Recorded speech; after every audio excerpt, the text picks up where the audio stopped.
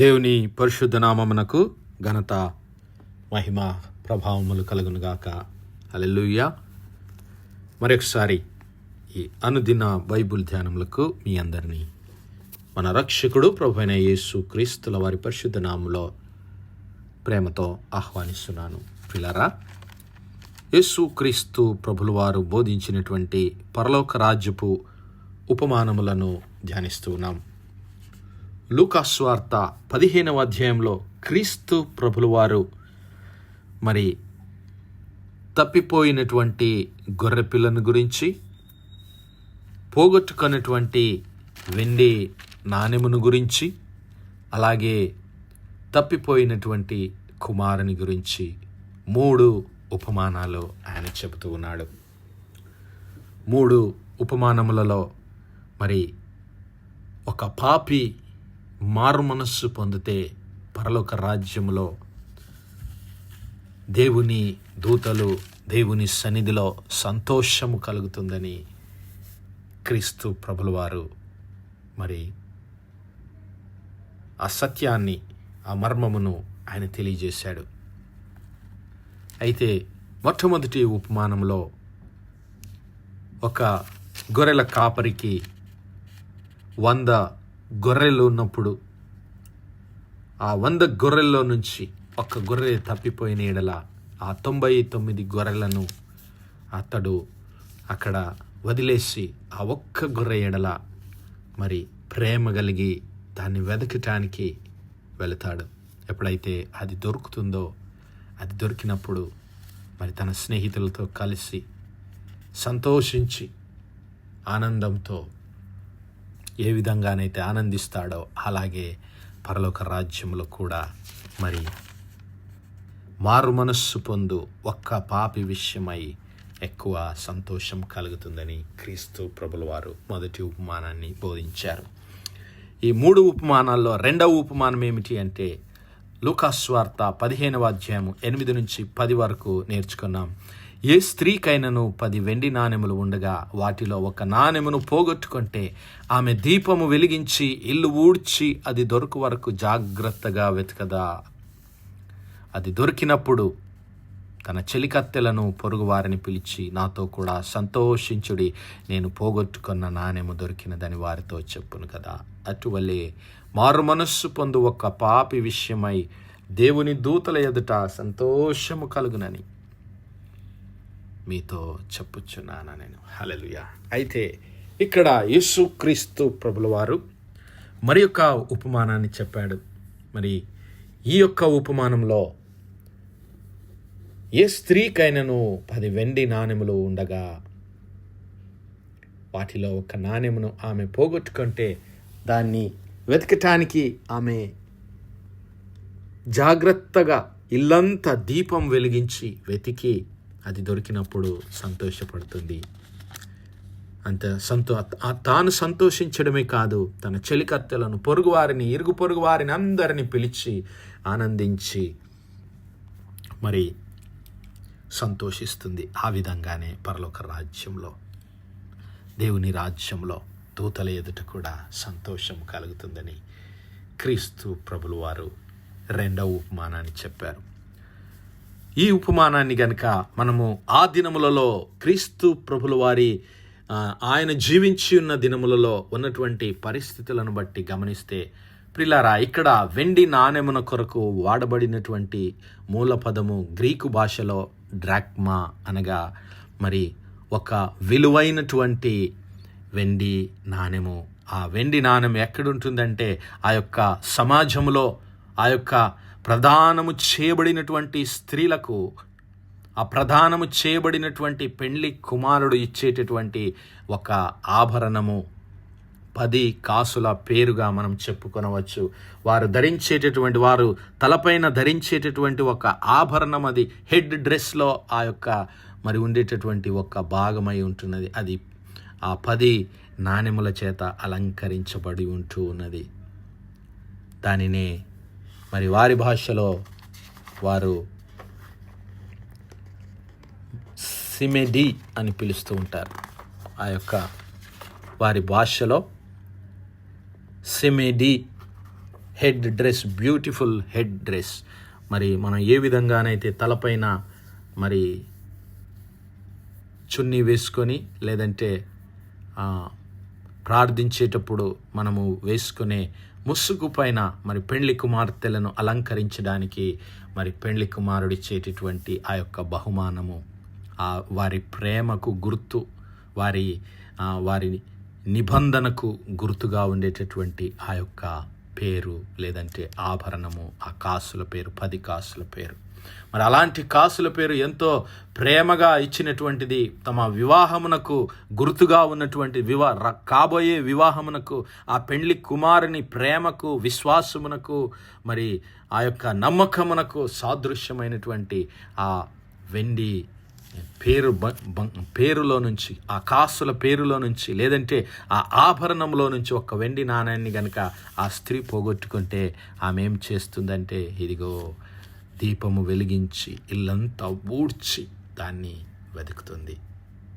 దొరికినప్పుడు సంతోషంతో మరి తన పెళ్లి కోసం తాను సిద్ధపడుతుంది. గమనించాలి ప్రియులారా, ఇక్కడ మరి క్రీస్తు ప్రభుల వారు బోధించినటువంటి ఈ అంశంలో చాలా మర్మమును మనము గ్రహించగలము. మరి పాత నిబంధన గ్రంథ కాలంలో మనం చూసినట్లయితే ఇశ్రాయేలు ప్రజలను దేవుడు మరి తన కొరకు ప్రదానము చేయబడినటువంటి భార్యగా చెబుతూ ఉన్నాడు. ఇశ్రాయేలు ప్రజలను, ఇశ్రాయేలు సంఘమును, ఇశ్రాయేలు జనాంగమును ఆయన తన భార్యగా పరిగణిస్తూ యెషయా గ్రంథము 54వ అధ్యాయము, అలాగే ఇర్మియా గ్రంథం 3వ అధ్యాయము, హోషేయ గ్రంథము 2వ అధ్యాయంలో ఆ మాటలను మనం చూడగలుగుతాం. అలాగే మరి నూతన నిబంధన గ్రంథ కాలంలో, నూతన నిబంధనలో క్రీస్తు ప్రభుల వారి కొరకు మరి సంఘమును ఆయన కొరకు పెండ్లి కుమార్తెగా, యేసు క్రీస్తు ప్రభుల వారు పెండ్లి కుమారుడుగా మరి ఇక్కడ నూతన నిబంధనలో వర్ణించబడుతూ ఉన్నాడు. హల్లెలూయా. కాబట్టి ఇక్కడ ఆ పెండ్లి కుమారుడైనటువంటి క్రీస్తు ప్రభుల వారి కొరకు పెండ్లి కుమార్తె అయినటువంటి సంఘము మరి విశ్వాసంతో ఆయన ఇచ్చినటువంటి రక్షణను, ఆయన కలుగజేసినటువంటి ఆ యొక్క మరి ప్రేమను, ఆయన ఇచ్చినటువంటి రక్షణ, ఆయన ఇచ్చినటువంటి పరిశుద్ధతను కాపాడుకొని ఆయన కొరకు నమ్మకంగా ఆయన నిబంధనలో మనము నిలవబడవలసినటువంటి వారమైనాం.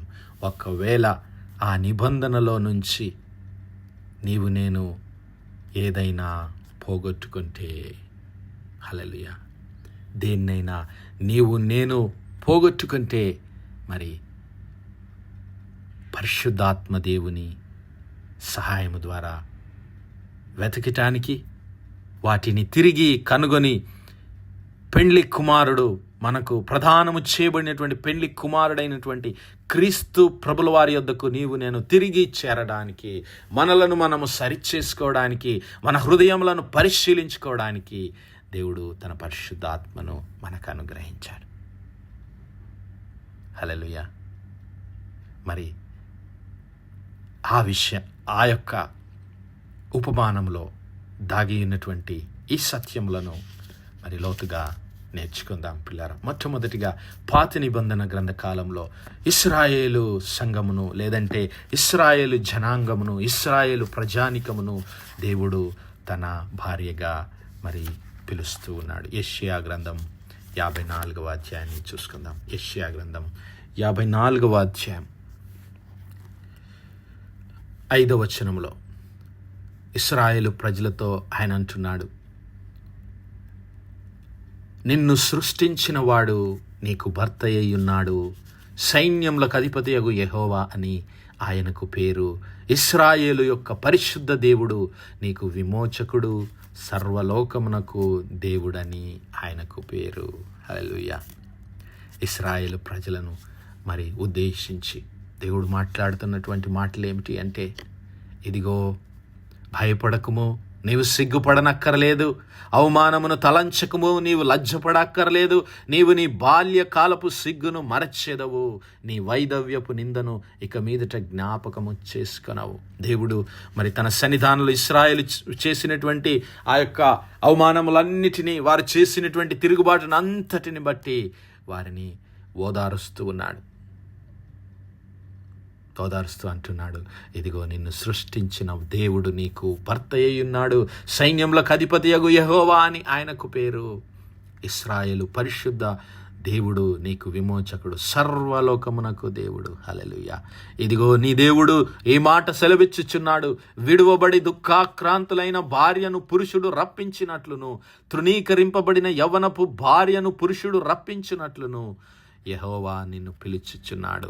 నిమిషమాత్రము నేను నిన్ను విసర్జించి తిని గొప్ప వాత్సల్యముతో నిన్ను సమకూర్చెదను.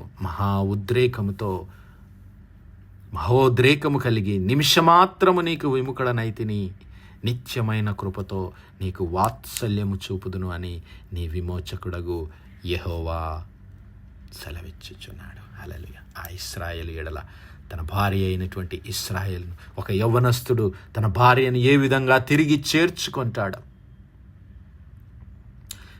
యవ్వనపు భార్యను పురుషుడు తిరిగి ఎలాగూ రప్పించుకుంటాడో, లేదంటే మరి దుఃఖాక్రాంతులైన భార్యను పురుషుడు రప్పించుకుంటాడు, తృణీకరించబడిన యవనపు భార్యను యవనస్తుడు తిరిగి ఎలాగూ చేర్చుకుంటాడో, ఆ విధంగా ఇశ్రాయేలు ప్రజలను నేను తిరిగి చేర్చుకుంటానని ఆ ప్రవక్త అయినటువంటి యెషయా ద్వారా దేవుడు సెలవిస్తున్నాడు. అలాగే ఇర్మియా గ్రంథం 3వ అధ్యాయం 14వ వచనంలో కూడా, భ్రష్టులగు పిల్లలారా తిరిగి రండి, నేను మీ యజమానుడను. Turn, O backsliding children, saith the Lord, for I am married unto you, and I will take you one of a city and two of a family, and I will bring you to Zion. భ్రష్టులైన పిల్లలారా నా యొద్దకు రండి, తిరిగి రండి, నేనే మీ యజమానుడు, నేనే మీ భర్తను అంటున్నాడు ప్రవక్త అయినటువంటి ఇర్మియా గ్రంథంలో. అలాగే ప్రవక్త అయినటువంటి హోషేయ ద్వారా కూడా దేవుడు ఇవే మాటలు సెలవిస్తున్నాడు. హోషేయ గ్రంథం 3వ అధ్యాయం 19-20 వచనాలు మనం గమనించినట్లయితే, నీవు నిత్యము నాకుండునట్లుగా నేను నీ నీతిని బట్టి తీర్పు తీర్చుట వలన, దయాదాక్షిణ్యములు చూపుట వలనను నిన్ను ప్రదానము చేసుకొందును. నీవు యెహోవాను ఎరుగునట్లు నేను నమ్మకమును బట్టి నిన్ను ప్రదానము చేసుకొందును. హల్లెలూయా. మొట్టమొదటిగా దేవుడు వాత్సల్యమును బట్టి, ప్రేమను బట్టి ఇశ్రాయేలును భార్యగా చేసుకుంటానన్నాడు. ఇక్కడ మరి దేవుడు నమ్మకాన్ని బట్టి, నీతిని బట్టి ఆ యొక్క ఇశ్రాయేలు ప్రజలను తిరిగి ప్రదానము చేసుకుంటానంటున్నాడు. హల్లెలూయా. దేవుని నామానికి మహిమ కలుగును గాక.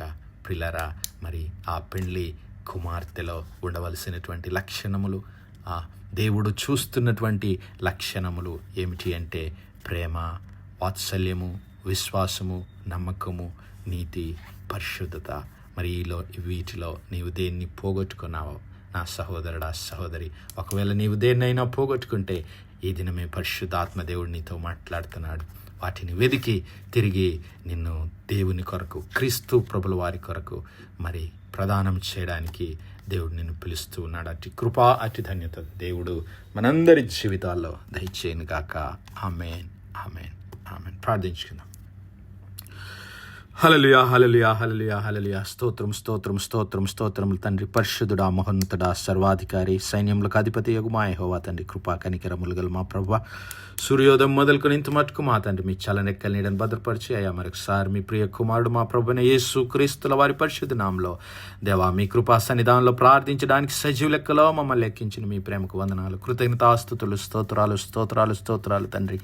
దినమెల్లా మీ యొక్క పరిశుద్ధాత్మ సహాయం, నడిపింపు, ఆదరణ మాకు అనుగ్రహించిన దేవా మీకే స్తుతులు, స్తోత్రాలు. అవును మా ప్రభువా, ఇదిగో మేమందరము క్రీస్తు ప్రభుల వారికి ప్రదానము చేయబడిన కన్యకలముగా, పెండ్లి కుమార్తెలముగా ప్రభువా, మేము మా జీవితాలను పరీక్షించుకొని ప్రేమ, నమ్మకము, పరిశుద్ధత, నీతి, సమాధానం, విశ్వాసము కలిగిన వారమై మీ సన్నిధిలో జీవించే కృప దయచేయండి. ఒకవేళ వీటన్నిటిలో మేము దేన్నైనా పోగొట్టుకుంటే అయా పరిశుద్ధాత్మదేవ ఈరోజే మేము తిరిగి వాటిని పొందుకొని మీ సన్నిధిలోనికి నడిపించడానికి మీ కృప భాగ్యం దయచేయమని మహిమ ఘనత ప్రభావాలు మీకే చెల్లిస్తూ మా ప్రభువును మీ ప్రియ కుమారుడు మా రక్షకుడైన యేసు క్రీస్తుల వారి పరిశుద్ధ నామమున ప్రార్థించి వేడుకుంటున్నాం మా పరలోకపు తండ్రి.